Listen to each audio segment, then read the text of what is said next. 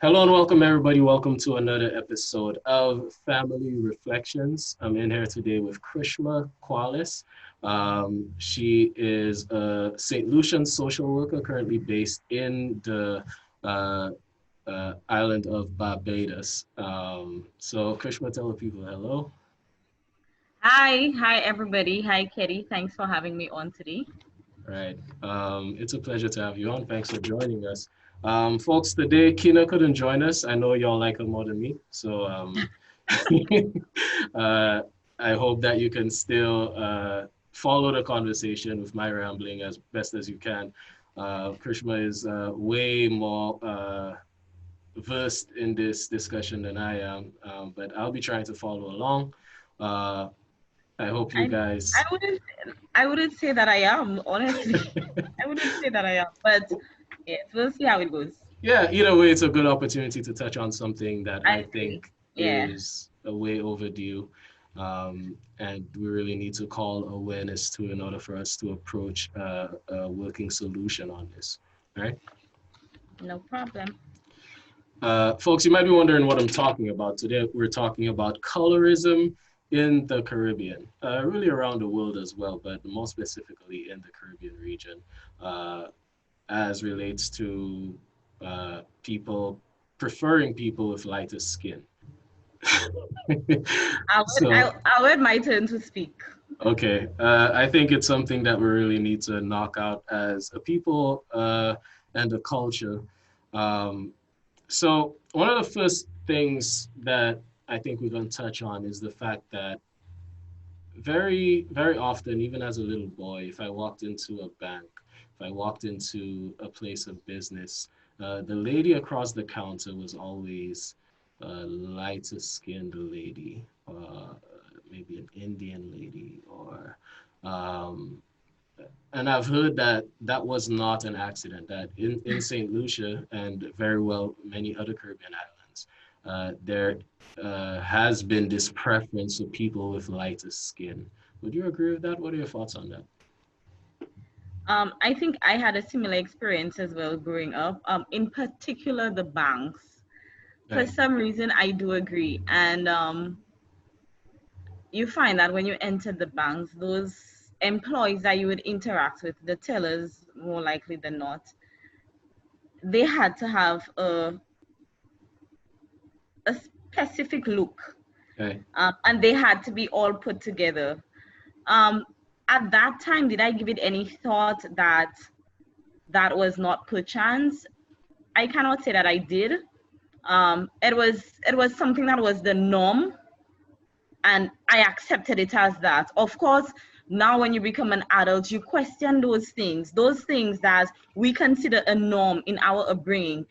At this point, we have a greater understanding, a greater knowledge of these issues like colorism and all of the other issues that are existing in our world.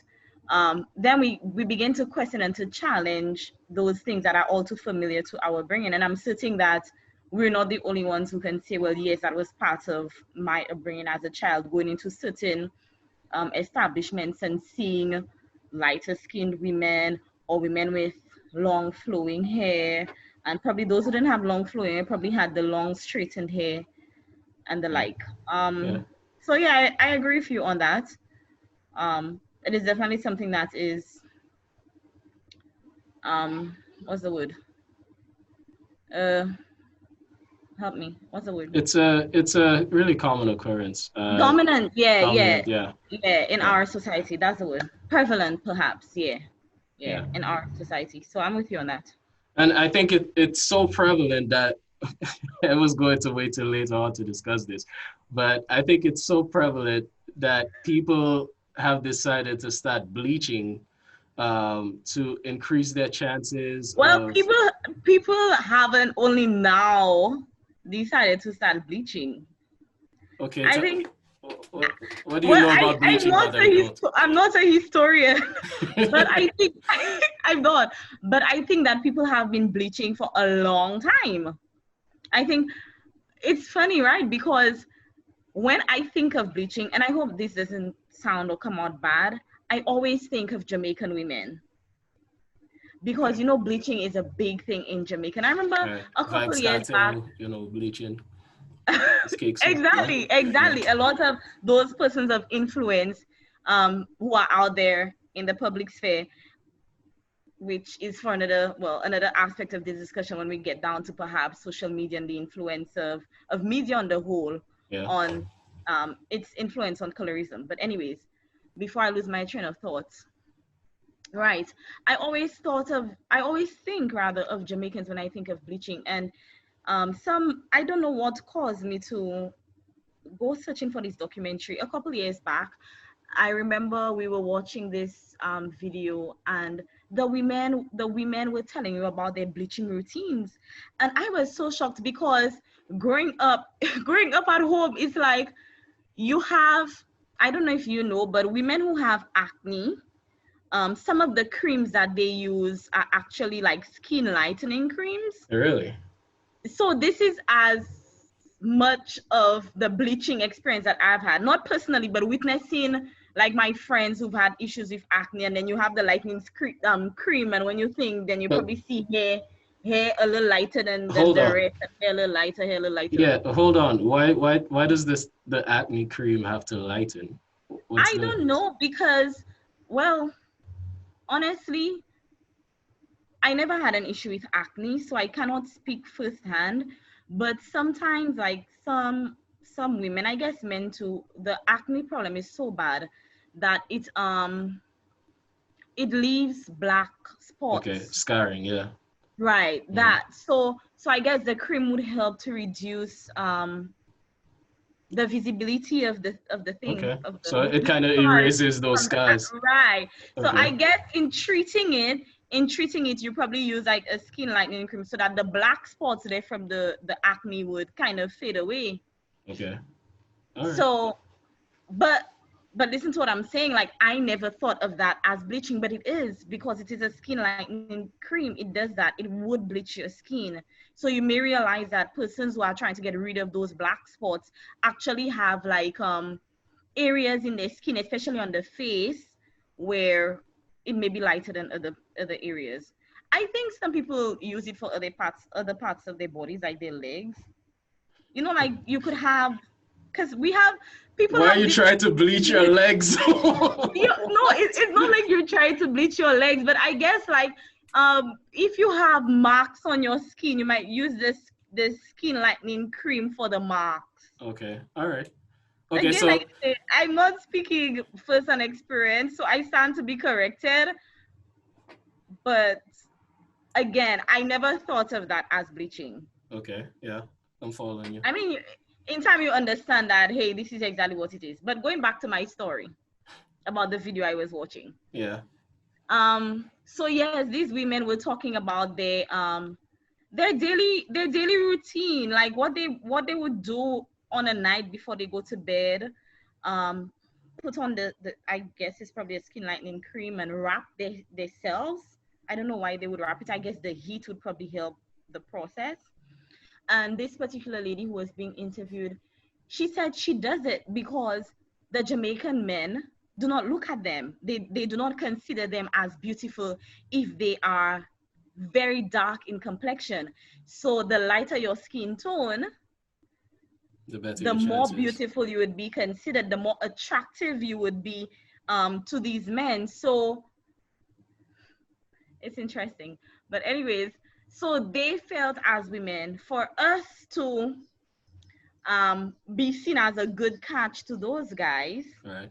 we have to do that. We have to kind of take down this complexion because it's probably too dark. All right. So yes, when I think of bleaching, I think of that particular video that I saw and the women talking about their experience not being wanted by a man. Let me not say not being wanted. But being Not being the overlooked. first pick, being overlooked, right? Not Right. being Right. the first pick because you probably fall way down on his list. Yeah, and So that's ridiculous, right? is But it really ridiculous? no, Because I gave this example about Jamaica, but um it happens in St. Lucia, and I'm certain it happens across the region. Yeah, and I'm not saying that it's ridiculous in that it's unique to Jamaica. I'm saying that it's Okay, ridiculous in that it okay, happens, period. okay. And before we continue, I want to just talk a little bit about the side effects of bleaching. Let me just list this out to you guys, right? We have Yes, skin please. redness, Uh-huh. blisters, skin ulcers, hives. I don't even know what hives is, but it sounds terrible, right? I think Dry, something like scaly a skin, rash. right? Swelling, itching, burning, and tenderness. So this is not a comfortable process. No, It doesn't sound like something no, that is stress-free. It sounds like something that no. you're actually subjecting your body to for So why would you put yourself through that? Is the exactly. question. Uh, how important is it to I guess not? the I don't know. gains, the Yeah, gains, like, I don't know. I think that I don't know because I do not know the personal experiences of these women. So for me to say that it's not worth it for them to put themselves through that, of course it is concerning. That's not what I'm saying. But I think I would be out of place to say that it's not worth it for them to go through all of this. I mean the side effects, and you could see too, because I don't think that they can go directly into the sunlight because the really, skin because is they've lost their melanin, it's so basically. sensitive. Yeah, the skin is so sensitive. So you may see that women who are bleaching may use umbrellas a lot or that kind of thing, or may have clothing that would cover their skin. I guess maybe for a certain period of time. Again, I don't know. I don't know. Personally, I don't know all the details, but So this phrase just came to my mind, and it's funny because it's the direct opposite. You've heard of tall, dark, and handsome, right? mhm. That is what has historically been used to For describe men, for for men, men. Yes, for yeah, men, and I'm clear yes, about that. For men, uh-huh, the phrase is tall, dark, and handsome. And mhm, so, is it not fair to say to some degree, and I'm saying this as much as I'm asking it because I've experienced it to some mhm. extent, even though I'm not extremely light. Um, I But think, you are light. yeah, I am on the Yeah, lighter spectrum, yeah, but yeah. I feel that um, I have been there's some sort of reverse discrimination where some women will say you're too light, you're not dark enough, right? And that leads me to the question: is it bad to have a preference based on complexion? Is that in and of itself being coloristic? In and of itself, is that a bad thing? Where's the line there? Is there a line there? I don't think it's wrong to have a preference. I mean, we have a preference with almost everything else. So certain men may prefer women who are athletic. Mm-hmm. Certain men may prefer women who have a skill like they probably could play an instrument or something like that. Um, so is having a preference bad? No, it is not. So if it's Can not having bad, a then preference lead to complexion discrimination? That's what you call it, that's or what I'm skin tone asking. bias, Yeah, or colorism colorism, basically. Yeah. whatever you want to call it. Can it lead to that? Of course it can. But Okay. in and of itself, having a preference is not bad. So should you bash a man because he likes a woman who is thick? No. No. So should Okay. you bash a man because he likes light skinned women? No. But But then we're there is clearly a thin line. we're clearly saying, There is a thin line. all right. There is a thin line between that being a preference and it's becoming something that is a bias based on the person's Discriminatory. skin tone. Now, how do you explain this? For it to be discriminatory, it has to be um It's kind of tricky, right? it's kind of tricky, but it isn't. It's kind of tricky, but anyways, Okay, so I going want back, let's go back to the scenario in Jamaica, right, where these women Uh-huh. are bleaching. Is it not then fair to say that these guys just have a preference for light-skinned women? It could be a preference, but it could be a preference, and I'm not saying it isn't. But don't forget, when we begin to go along the lines of discrimination, we're talking about unjust treatment of people based on whatever, whether it be race or their age or their sex or their religious affiliation, ethnicity. So I think what differentiates it is the unjust treatment. So if somebody is being treated unjustly, unfairly because of his or her skin tone, then we could say it is discrimination.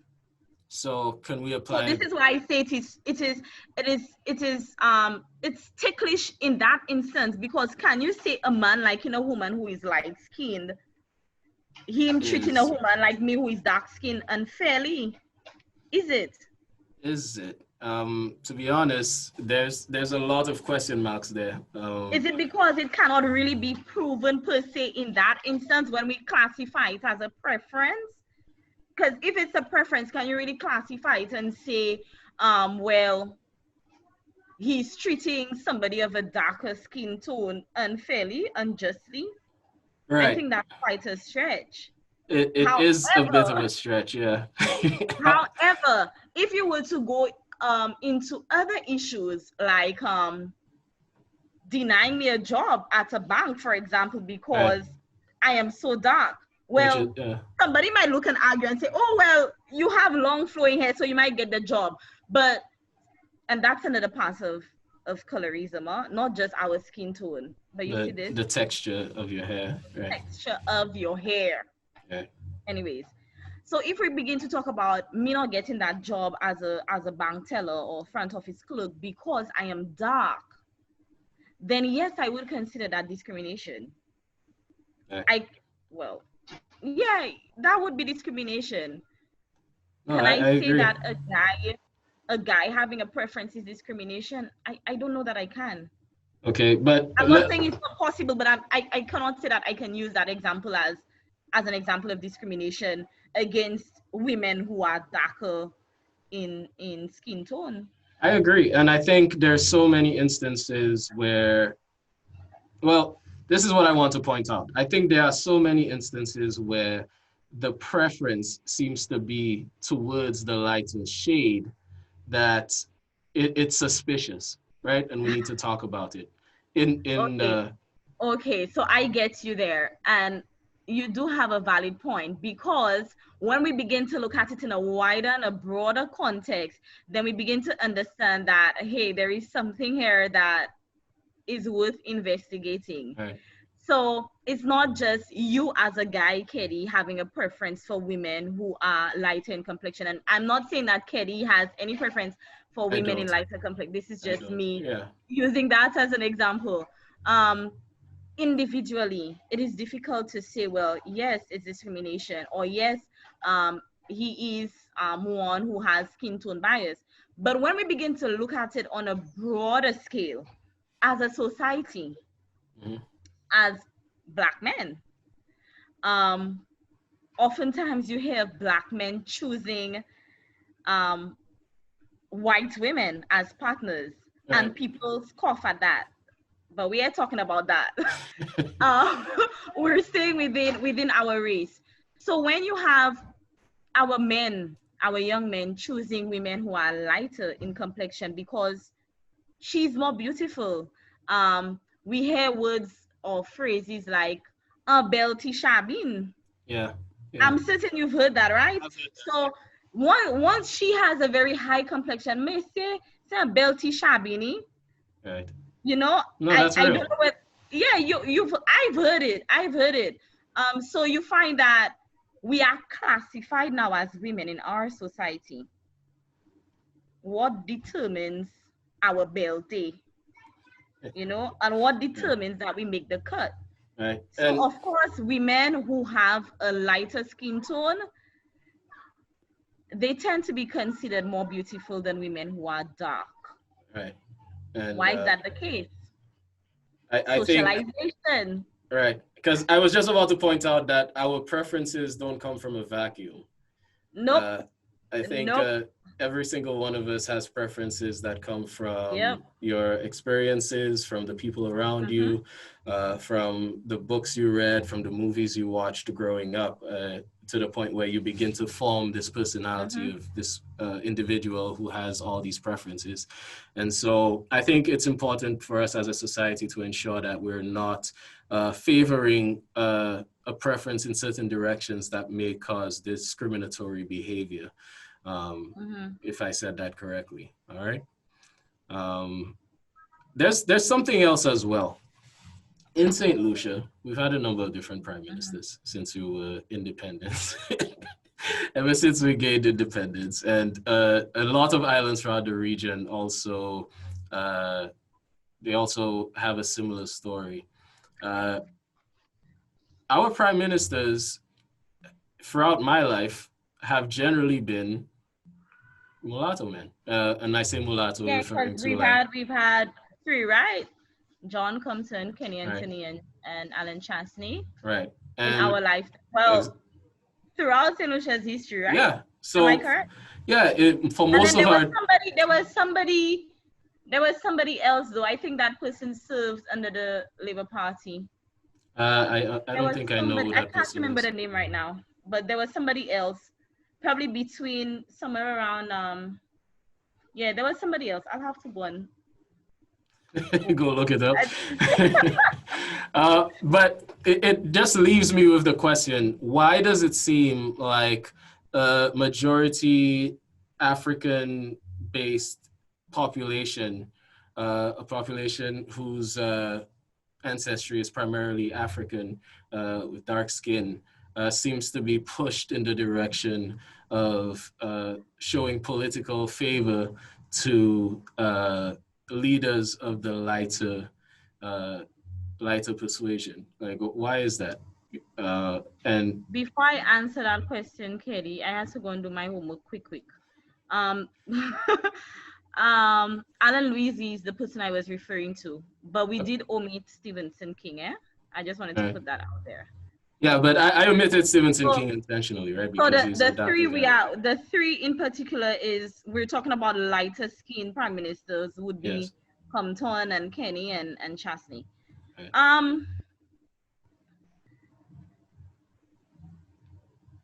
have we voted in have we voted in lighter skin leaders because of skin tone bias? I don't know.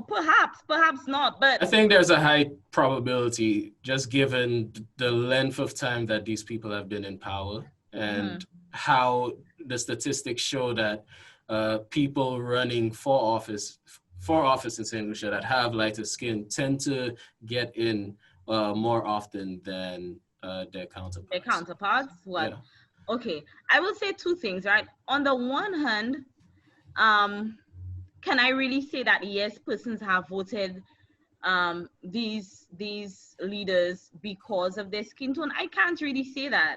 I mean, I haven't sat with the St. Lucian population, or at least part thereof, and question, well, ma'am, who did you vote for prime minister? Sir, who did you vote for prime minister, and what influenced that decision? I haven't done that. Right. So I cannot come and say, okay, based on my survey or based on research that I've conducted, that yes, St. Lucians or this percentage of St. Lucians voted based on color bias. So I cannot do that with Well, would they even that I do really? not have. Would That's every? on one hand. Okay, go ahead. On the other hand, on the other hand, what I will say, I mean, from my background and my own upbringing, is there a possibility? Of course there is, because as a like growing up, when we heard of white, and I say white, even though these persons we are speaking of are not white, they may be mixed Yeah, to yeah. a certain They're extent, they're you they're know. all pretty much mixed. Yeah. Right. So even though I say white, but anyways, white light, white light. That's what I'll say. White slash light. Hmm. When we think of that term in itself, it has always been associated. And I mean, you could ask many other people, and I'm certain that this might be their same response. that has always been associated with beauty. It's better, it's superior, Yeah. it's the top of the list. Right. And so if something is being portrayed or it is believed to be superior, wouldn't that be your choice? Wouldn't that be your preference? Right. It's So true. no, I haven't sat with them and questioned the voters. But when we begin to look at our background and our history, and we begin to understand how these values and these beliefs have really been indoctrinated in us, even from children being raised up in that society, then we begin to understand subconsciously that we make such decisions. I mean, it may not be leaders. It may be that first example we had, life partners. Right. Right. It may be employees if we are in a position where we're the one hiring employees in our organization. We may decide, well, and I think it is really sad when we are not aware of those biases. Right. Because when you're aware of it, Keddy, then you could fix it. You could change it. You could change that mindset, or at least begin to make attempts to change it. Yeah. When you are not aware that it even exists, then I think it's an even greater problem. Yeah. Absolutely. Slavery was used to really separate people based on their shade, based on their complexion. Mhm. So, and this happened in different ways throughout the region. In Haiti, there's a particularly interesting story there. So, listeners and viewers, if you want to check that out, make sure to go check out the history of colorism in Haiti as well. But the running theme seems to be that uh, the darker you were, of course, Mhm. you were treated the worst. And as the shade lightened up the spectrum, you got to be you either got preferential treatment or better conditions, or you were a free person and you were allowed to live free. And depending on the concentration of white blood in your veins, you could actually. I was about to say that because as slaves, um, the the the complexion would change based on whether they are purely of African descent, Right, or whether they had some white blood in there. right, And we know those stories in terms of the slave owners having children with the women, um, the women who were slaves. Um, I think, I mean, I wasn't there during slavery, but based on what I've read through the years, um, I'm thinking, right? I don't know whether we could blame our ancestors. That's the truth. Because okay. like, imagine you're in the field, right? Right, It is believed that the house slaves were treated a bit better. right. They were not treated royally, but they were treated a bit better than the field slaves. Well, So remember, I imagine. just want to paint the context for you. Uh-huh. I'm not thinking of someone who was introduced to the Caribbean, someone who was taken from Africa, brought to the Caribbean. I'm talking about somebody who literally grew up in this environment where people with lighter skin were just treated better, where there was a white Jesus But this is what in a I'm saying. painting, Why right? were they treated better? Again, it goes back to the perception that white is superior. Um, and that was what the slave owners brought to our ancestors. The white race is superior. So of course, even though they were not purely white, the very fact that some parts of them resembled this, Right, it means that they automatically were on the superior, or they automatically belong to the superior race, although we know that the whites would not consider them white. right. They still weren't good enough to They be weren't good considered. enough Yeah, because, of course, the black blood is flowing through them, in as much as they don't look as dark as the others, but they're still not going to be good enough. But for the blacks now, the black slaves, it's like it still resembles what is superior to us. so what I'm not clear on is why you're saying that we can't use this origin story for colorism? Oh no, I didn't say that. I said I'm wondering whether we could blame them, Oh, whether I'm we not could saying that they blame. can be blamed. I Yeah, was that's what never I'm saying. casting So I'm not blame. No. saying. I'm not, of course, we should. I mean, we have to, because this is where all of this is derived from, especially for us now. When we begin to have conversations about how do we address this issue of colorism, we have to go back from where it started. This is Yeah. where it all started. But So it's inculcated in our very upbringing. So when we have to begin to break those mindsets, we have to understand, well, this is where it all started. So right. we can't break it. I mean, we can um make the effort now, but what I'm saying is that it didn't start now. Yeah, and I agree with that. Can we agree that in defining where it started, we don't need to cast blame, right? That can we agree on that? Okay, yes, Yeah. yes, yes. Which was uh, why I was like, can we really blame our ancestors who were in that position, who were in that situation? And this is why I was trying to bring the scenario of the house slave and the field slave. So imagine the field slave is out there working hard and toiling. Not saying the house slave wasn't, but you out there in the sun all day long. The house slave is in the house, yeah, probably getting better food than the scraps you're getting, even though they're not getting a whole full meal. And then now they're producing children for the master. right. I can understand, in a sense, well, I can understand why that would stimulate even feelings of hatred towards children of mixed children, the Absolutely. master and the, yeah, I can understand why that would create hatred amongst the slaves themselves. So then you begin to wonder, why is it that as Black people that we are thinking the way that we do, that we are behaving the way that we do towards fellow Black people? Well, I just want to point something out, right? I think stratifying the society at the time in the way that it Mm-hmm, was done was intentionally weakening any opposition to the institution of slavery. So mm-hmm, basically, what I mean there is that by dividing the population, because you have to understand the position of the white guys who own slaves. mm-hmm. You're surrounded by people who are stronger than you Yep. and could beat you up and decide they're not doing what you're telling them to do at any point of the day. So Mm-hmm, historically, it's been shown that slave owners were terrified constantly that the slaves would rise up, which they did mm-hmm. oftentimes successfully.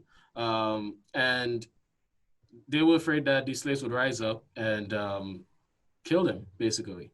And so, if you want to control a population, it tends to be in your interest to divide that population as much as possible, to Yes, cause as yes, much division yes. and So they are not internal as conflict. unified. Right. Yep, And so, in doing so, we look at the side effects where hundreds of years later, we're yep, still internally divided yep. and we still have internal conflict.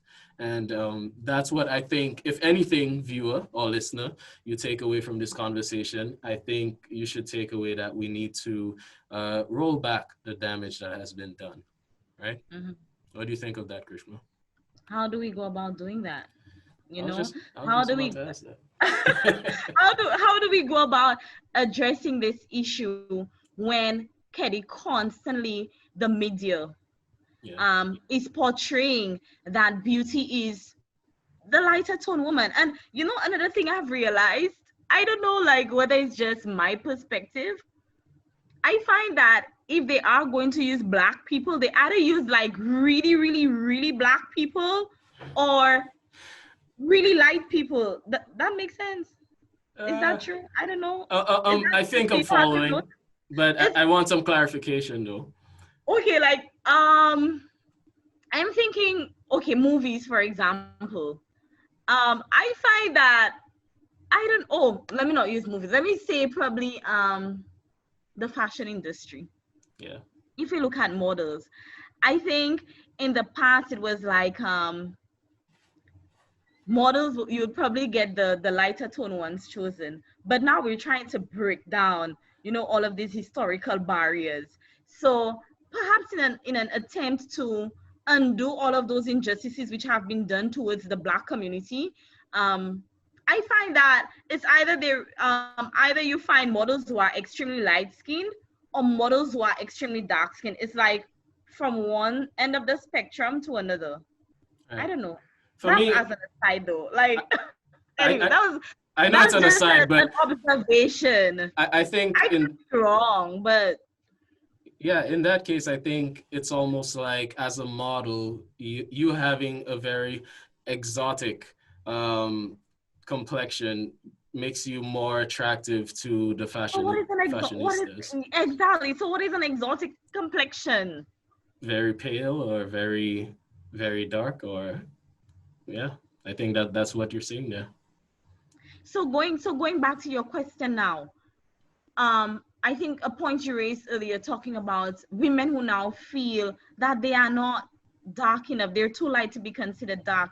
And if we were to put ourselves in the shoes of those people, you're not white because then they're not considered Yeah, white, they're not accepted as white because they're not, but right, yet still they're not considered as black. So what are right, they, and how do we cause those individuals to feel in terms of not belonging? Where do they belong? right, and Where do that they belong? yeah, that is So the we exactly understand that they're not purely white because we do understand, yes, there is black blood running through their veins, so of course you know they ain't pure.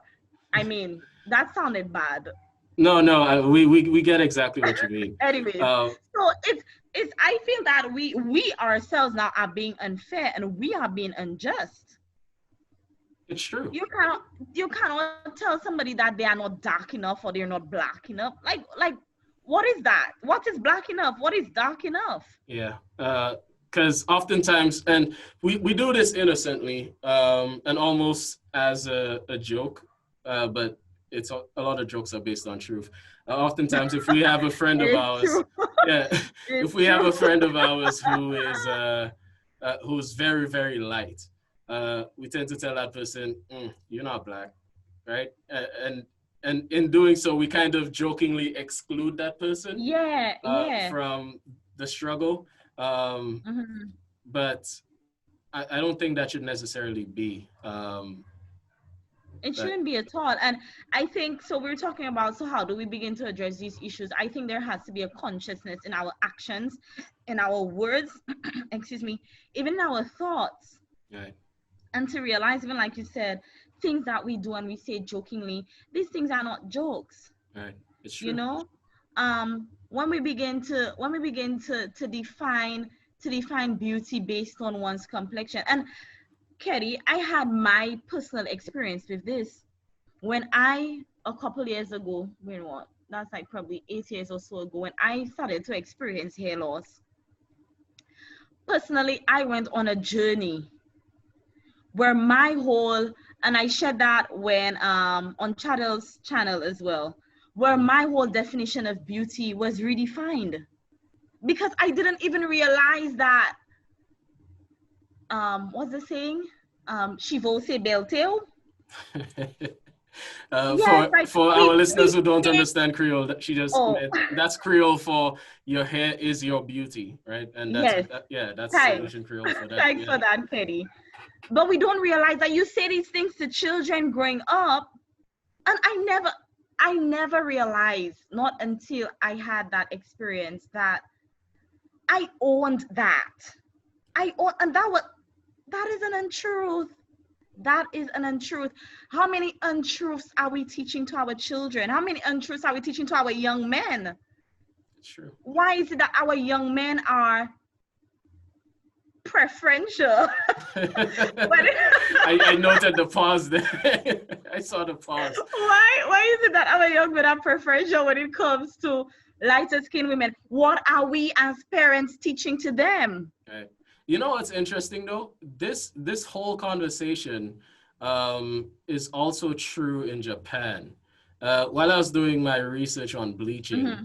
I came across the fact that bleaching is also very common in Japan as well, and actually goes as far back as the 1800s. It's not Um, only amongst us in the Caribbean, but anyways, yes. Yeah.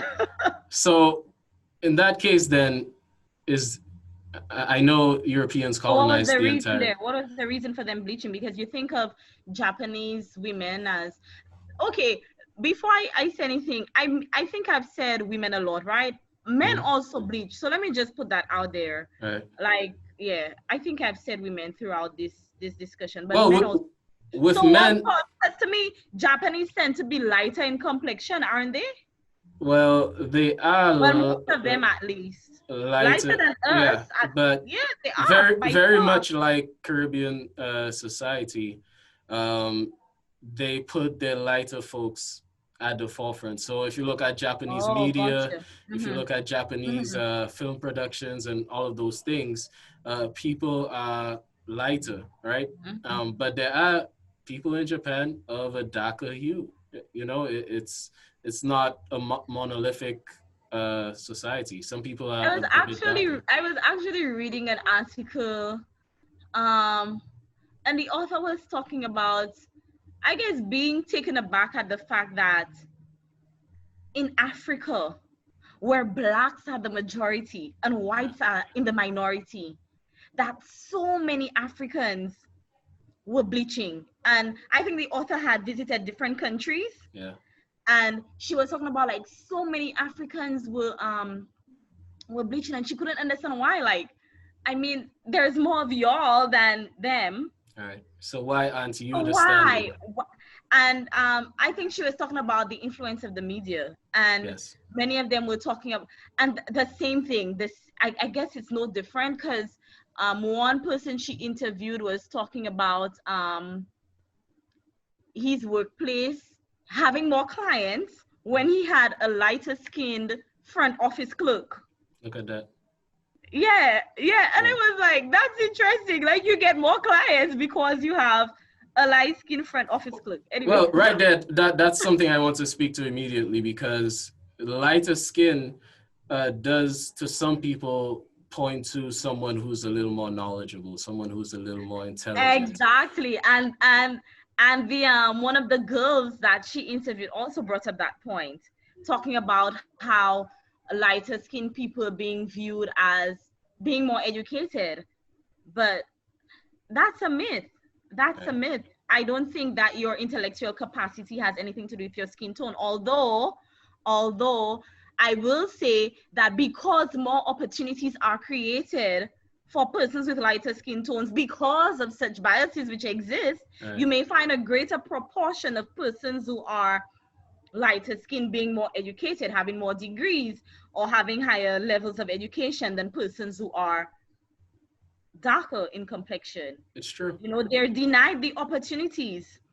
So if it is that they, so I wouldn't say that they are less intelligent than person with lighter skins. If you were to provide them with the same opportunities, what do you think the result is going to be? Right.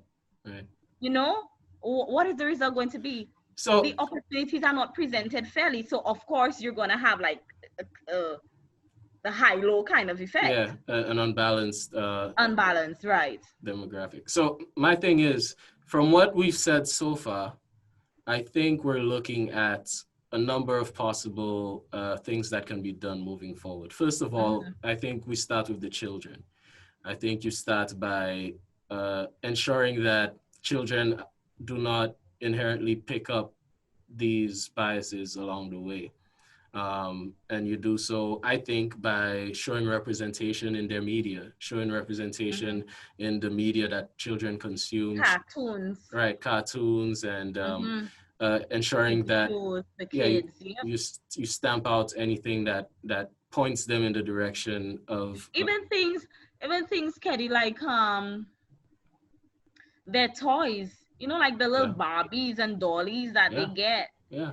A lot of these things are like white imitation Yeah, of, blonde hair, I mean, blue-eyed Barbie, right? exactly. So and you know what the funny thing is, that the children in their innocence, they do gravitate towards it because this is what they are continually bombarded with.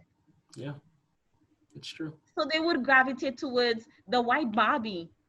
They probably may not even want a black dolly that has kinky curly hair. Well, I would hesitate before I say they might not want one. I think they would if the Well, option were they may available. not run to it because remember their psyche is being influenced by all of these TV shows. So if this is not what is on the forefront, Right. so they're taking in all of this through their eyes, their ears, and everything. They're taking in all of this that they're Yeah. seeing on these TV screens and tablet screens and all of that. So of course, when they are in a real life situation, which is why because we don't just become adults overnight with these biases. Yeah. Again, our upbringing, our socialization, these things have been inculcated in us as children.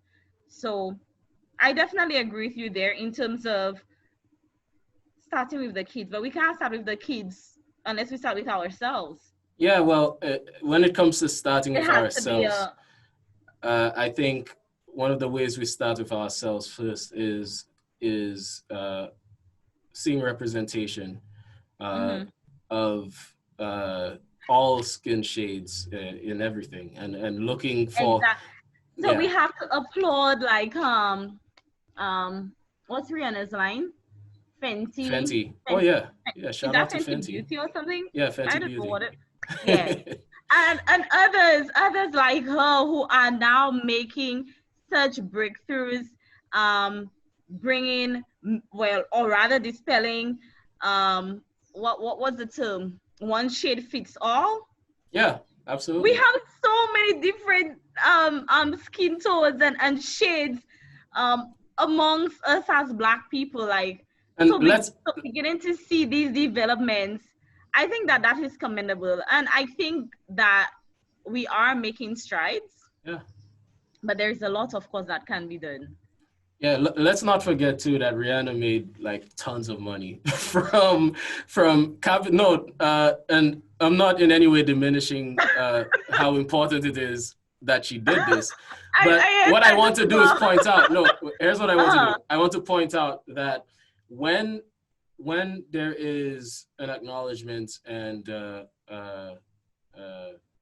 real acknowledgement So of yes, our this was our response in the Black community. right, Of right. course, with our money. So Uh, yes, of course she will Absolutely. make Yeah. money. So what she she did is she something, deserves to. She yeah, deserves to.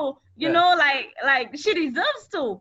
Finally, Black women, and I mean for those who actually wear makeup and stuff. Finally, you could get a foundation shade that doesn't have you looking like a ghost.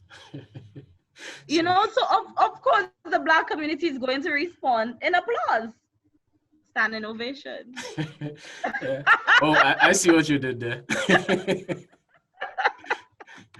Yeah, I see what you Yes. did there. So yeah, shout out to Fenty, shout out to Rihanna for doing what they did.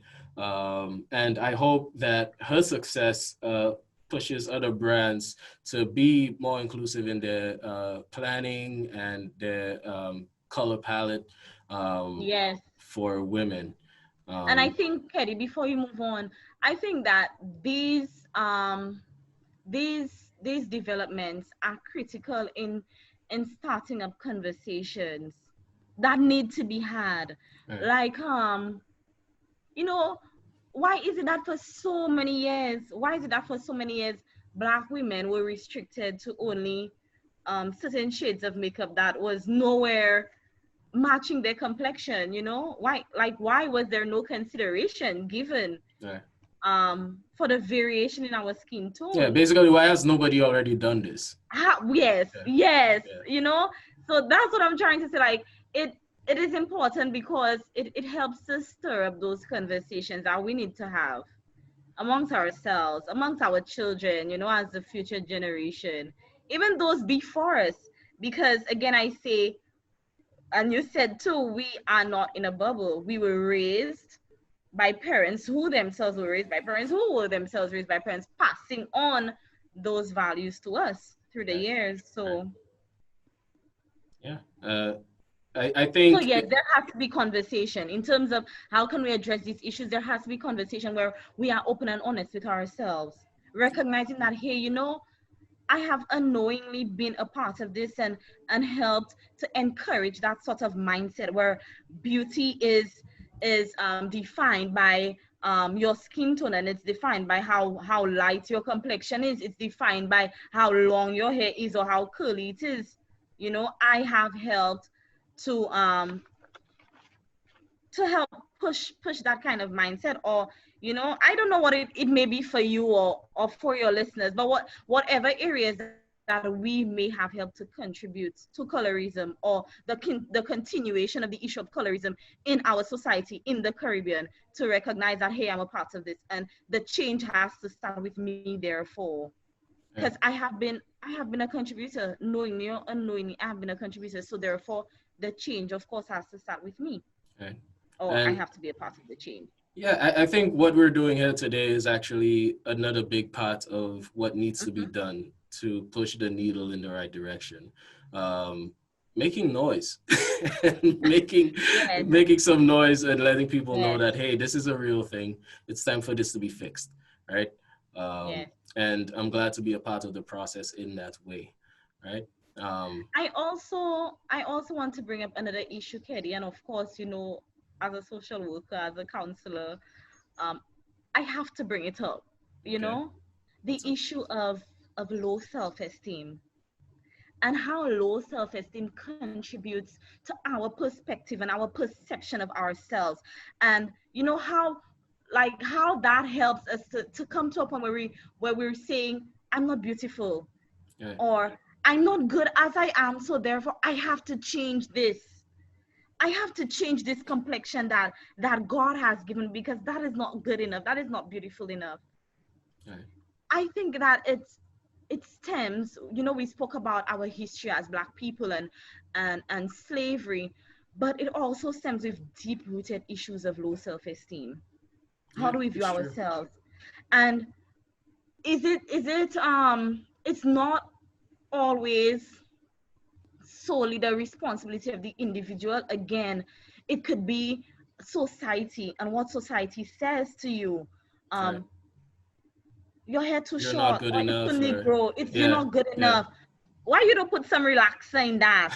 You know, like all these Yeah, things that we say, not knowing the impact it has right. on the individual psychologically and emotionally, and how that can push individual. I mean, some people will say to you, well, I'll not go to the extreme and bleach my skin, but we do so many other things Yeah. that is a reflection of our rejection of Of of our who we natural are, selves. Yeah, our yeah, natural selves. It's different when you say, okay, I will put makeup to enhance this. You know, that's different. When you begin to say that, I don't want this at all, then we have to begin to look inwardly. yeah. Like this is a serious issue. And again, I say it's not an issue for women only, it's an issue for men as well. Thank you for What are saying their that. insecurities Yeah.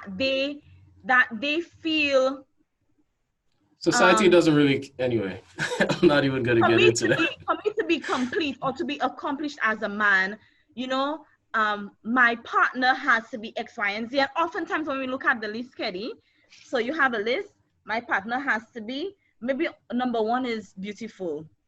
Ask them Okay. the definition of beautiful, and we know it is a stereotype, or Well, we will most likely okay. hear Uh, stereotype.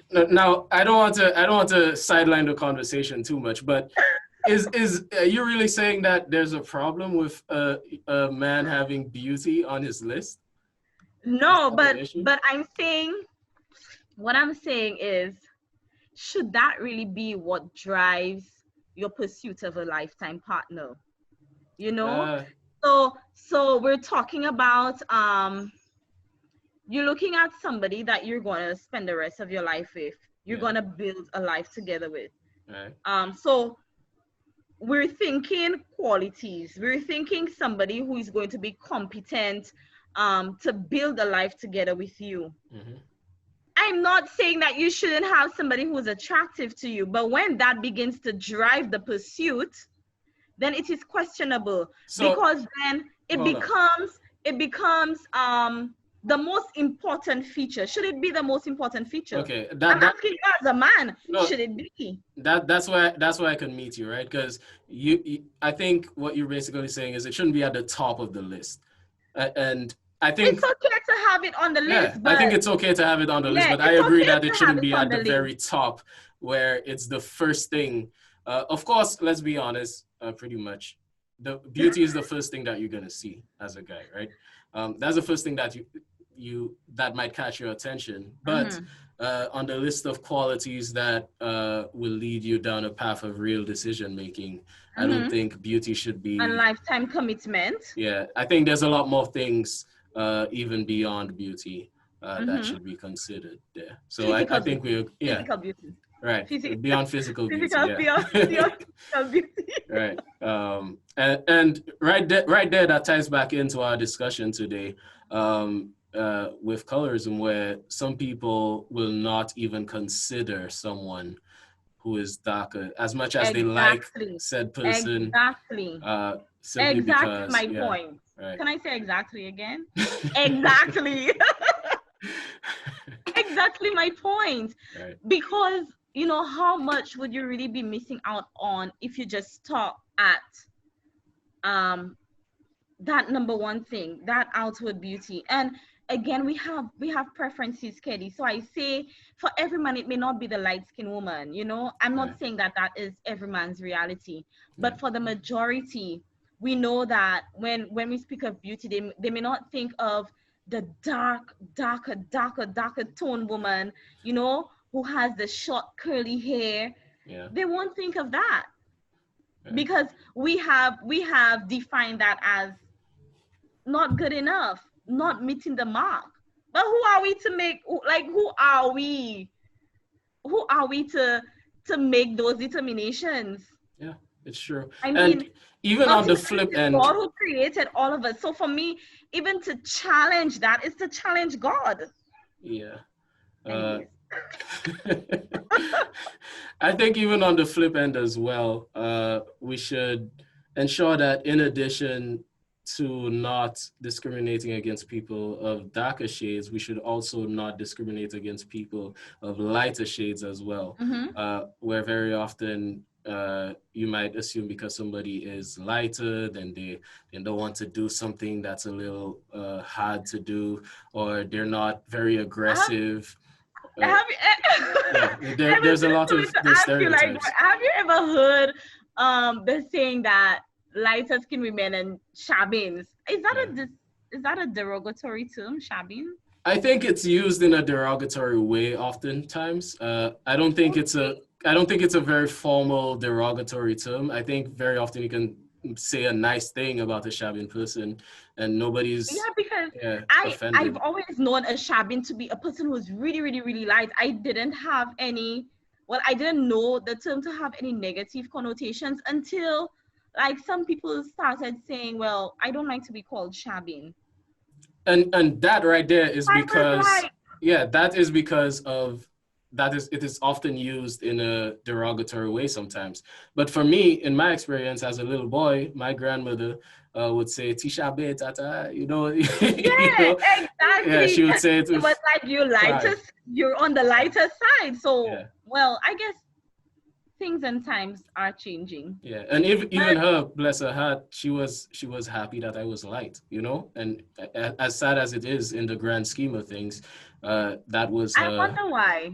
That was Did her. you ever get a chance to have that discussion with her before her passing?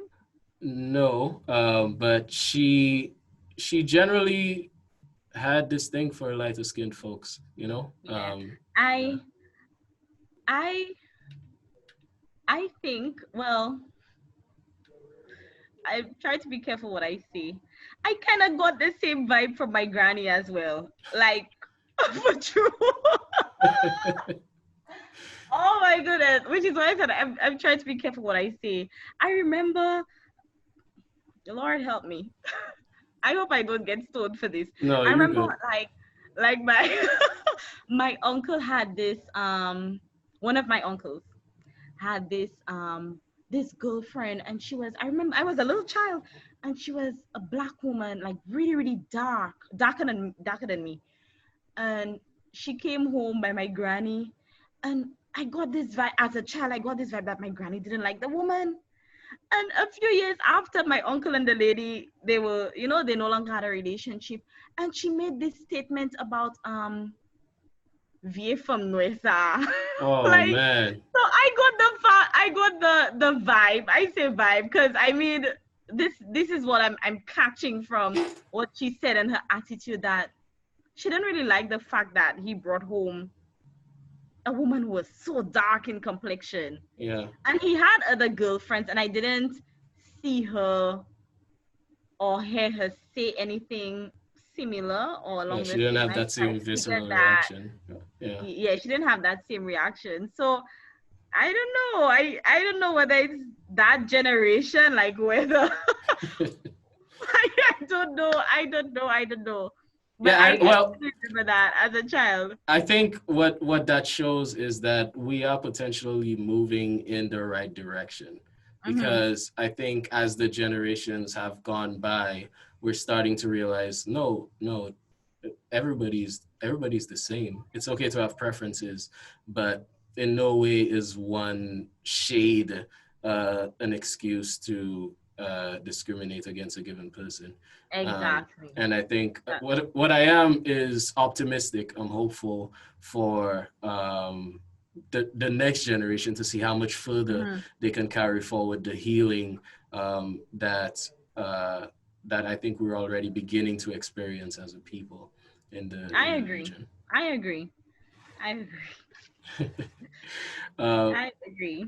so, Krishma, if there's nothing else, uh, we may be at the end of our recording today. I I just want to share one thing, Keddy, before we go. Like, I mean, we never know who's listening, Yeah. we never know who's viewing, and we never know what persons are going through.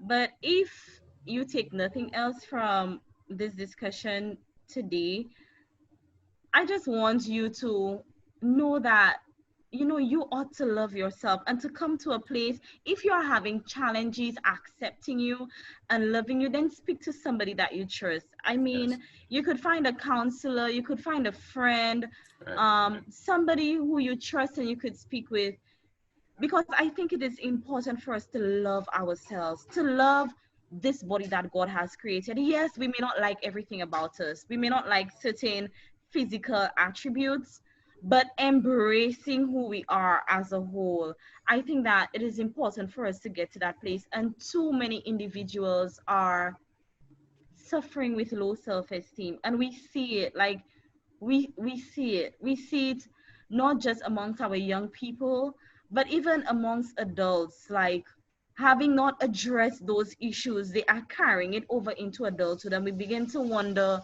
why are all of those issues surfacing or coming to the surface? Right. Because deep within, the underlying issues have not been dealt with, and that is one of the major ones. That is one of Right. the major ones. We don't talk about it in our society, or we seldom talk about it, but it's important. Again, conversation, it's important for us to begin to have those conversations, and Absolutely. recognizing that regardless of who we are, regardless of whether our skin tone is light or dark, that we are beautiful. Exactly. In our own right, we are beautiful, not because society says we're beautiful, or because whoever says we're beautiful, but knowing that God has made us beautiful, Right. uniquely so, might I add. So Exactly. I think that is going to be my final contribution. I don't know. And that was a great contribution as well. So remember, folks, yeah, love yourself, accept yourself, love Yes, yourself, yes, and if anything, let's continue to work as a people to address the issues that we need to address and make the world a better place for our children and for those who come after us. You'll be seeing us again in 2 weeks. So bye for now and stay easy. alrighty, thank you again. All right.